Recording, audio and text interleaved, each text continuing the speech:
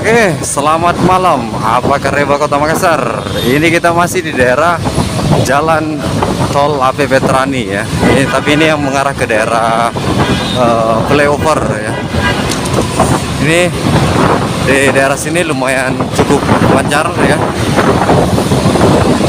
Ini kita akhir-akhir ini kita ada beberapa kerjaan, makanya kita nggak sempat update tentang lalu lintas atau daerah-daerah Makassar lah, info Makassar terbarunya.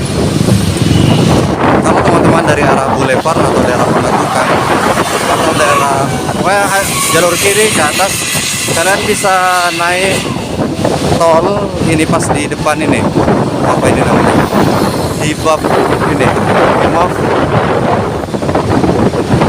Nah, kemudian naik di sini tol. Kalau turunnya itu pas di samping sebelum Ramayana Veterani ya. Kalau kalian dari arah bandara, Jalan Tol AP Veterani itu berada pas di atas nih jembatan flyover ya. Itu depan yang pas ada lampu merahnya itu. Oke, ini kita sudah berada di samping ini flyover ya. Di sebelah sana ada gedung Fajar atau Menara Pena ya. Oke, makasih banyak kepada teman-teman yang sudah support channel ini. Makasih banyak. Jangan lupa like, comment, dan subscribe. Selanjutnya kita bertemu di update terbaru tentang daerah